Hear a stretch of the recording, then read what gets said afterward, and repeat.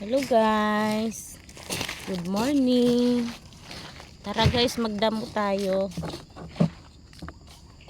Ito guys, gawain namin araw-araw guys dito sa farm. Nagdadamo kami araw-araw guys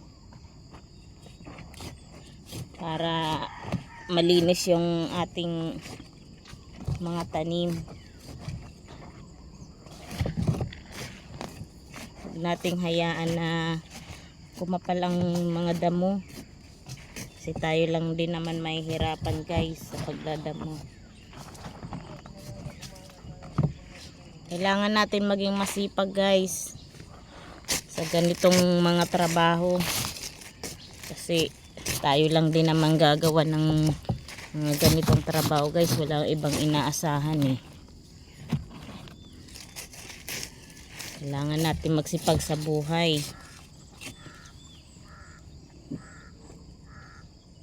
Dito na nga ako nagkakape guys oh.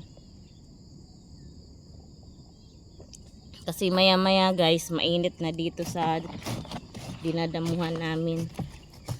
Kaya habang nagdadamo, nagkakape.